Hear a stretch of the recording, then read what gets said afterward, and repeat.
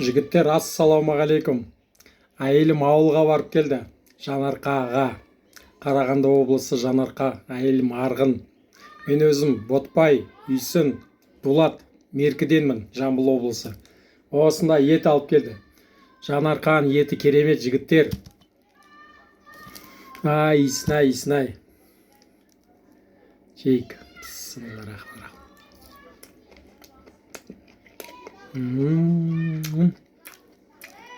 Етке не жетсін, а? Мынадай маймен қалаңдыр.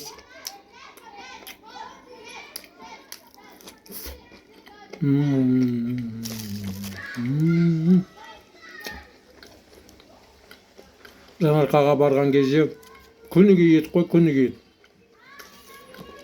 Күйеу бала болған кезде бірінші рет ет жеп шаршадым. Айттым, пияз әкеліңдерші. Маған бір пияз әкелді. Асқазан қорытпай кетті етті. Күніге ет.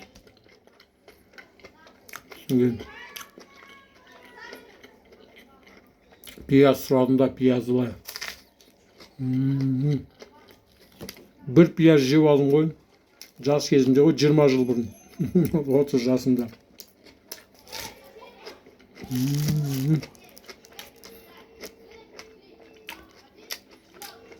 Етке не жетсін?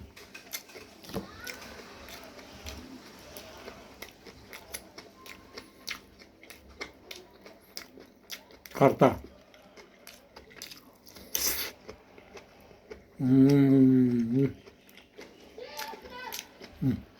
Сіңірмен ет.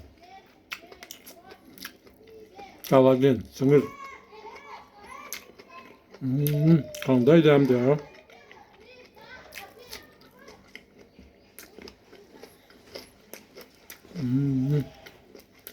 Керемет, жігіттер. Осылай ет асып алып жесе, ештеңе керек емес. Маймен ғана сонда ет. Жылқы еті.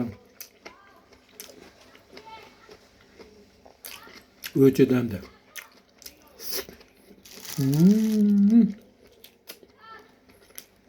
Күніге шашлық жеймін. Қазақ болғаннан кейін ет жейміз қой.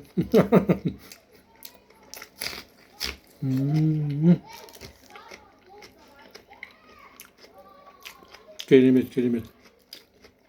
Ондай үлкен кусок еттер ғамыз ба? Туралған. Сарқыт деген дәмді болады ғой. Асқа барды ғой, асқа. Асқа барды сол. Үлкен аталарына, апаларына Құран оқытты. Сауабы тие берсін. Жатқан жерлер жайлы болсын.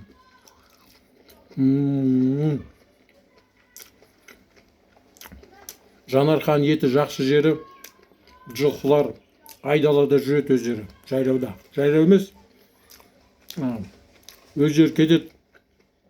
Бізде Меркіде малға қарайды, ояқта қарамайды. Бір айғыр өз алып кетеді. Жылқыларды кешке қайтып алып келеді, өз алып келеді бір айғыр. Өз келеді, су ішеді, ұйықтайды. Келесі оған қайтан келеді. Сонда сияқта көріп таң қалдым ғой. Бізде Меркіде ондай жоқ. Ұрлап кетеді.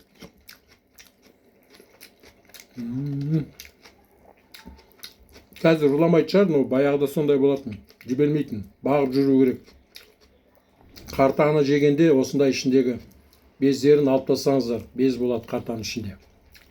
Қазақ айтады ғой, қарын тойса, қарта боқсасыйды деп. Сол үшін алдын ала жеп алыңдар қартаны. Міне Жанарқаның бауырсағын қараңыздаршы. Бізде Меркіде тоқаш дейді. Бізде андай квадратный қылып жасайды. Оларда үлкен домалақ қылып жасайды. Семейдің бауырсақтары кішкентай болады, домалақ. Жанарқаның осындай болады, домалақ. Осынау пакетте болды да басылып қалды. Пойызбен әкелді ғой.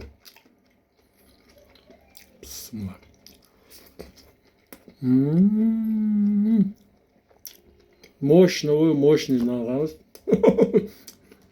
Мощный бауырсақ.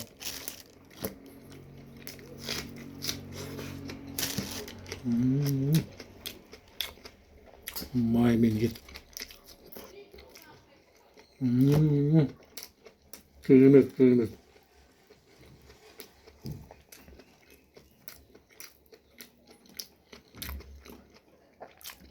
студент кезімде қартаны жейтін. Қарта қарын. Көк базарға боласың. Апа сататын. Бір картошка пісіреді. Жылқының қарына ортасына салып қояды. Ыстықтай. Далада 200 теңге. Сатып аласың, ананы жейсің. Ой, рахат тоясың. Картошка, қарын ғой. Жылқының қарны. Дәмді болғанда керемет қой.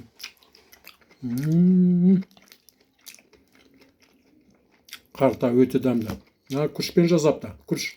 Ақ, не десем, күріш екен. Қараңыздаршы қандай ет.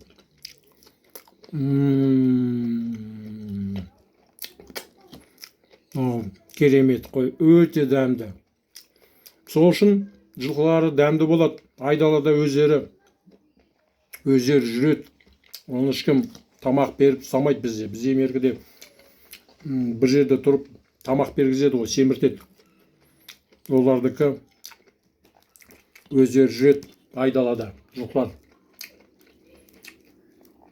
Дәмді шөп жеп. Қандай ет, маймен.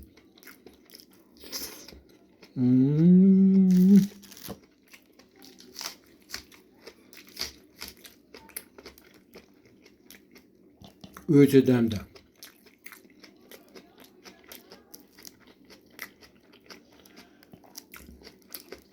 Мынау қарын. Жоқ, қарын емес, қарта.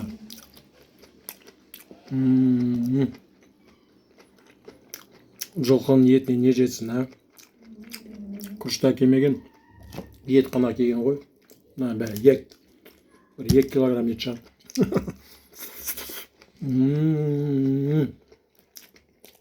Рахат.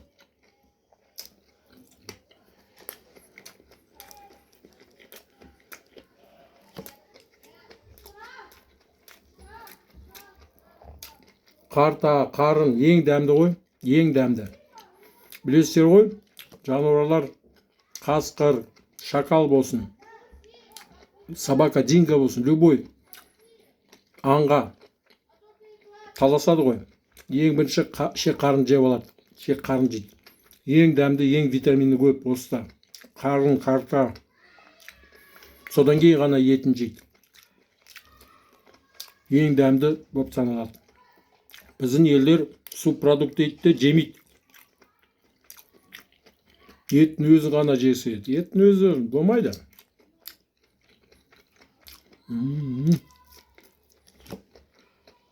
Керемет жігіттер. Ас болсын.